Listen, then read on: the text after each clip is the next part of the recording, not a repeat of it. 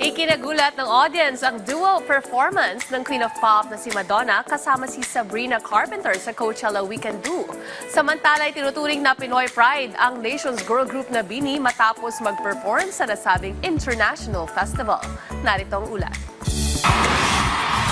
Panibagong pasabog sa pangalawang weekend sa Coachella ng BINI. Binati ng BINI ang Coachella crowd gamit ang kanilang mga local dialect kabilang ang Batangguenyo, Tagalog, Bicolano, Cebuano, Ilocano at Boholana. Magandang hapon! Ako po si Joanna! It's so Coachella! It's Mika! Hapon Coachella! And we are BINI! Sa pagkakataong ito, nagbukas ang nation's girl group gamit ng strings. Kasunod ng strings ang BINI ay nagtanghalan Zero Pressure at Out of My Head bago lumipat sa ikalawang yugto ng kanilang set, kabilang ang Karera at Salamin. Kasama rin sa kanilang inawit ang Blink Twice at Cherry on Top at syempre ang Blush, Bikini at Pantropico. Sa huli, proud na idinala ng nation's girl group ang bandila ng bansa.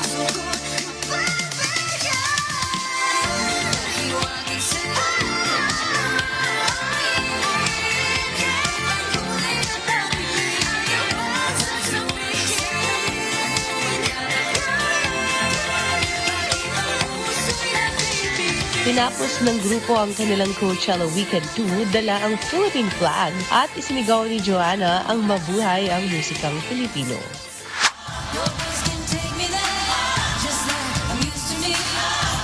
Samantala, isa ring pasabog ang performance ng pop artist na si Sabrina Carpenter.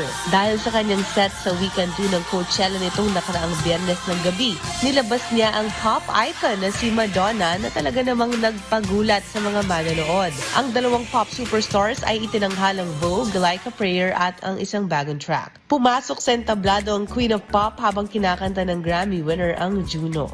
Pagkatapos ng performance, nagpasalamat si Madonna kay Sabrina for the invitation to sing with her sa stage.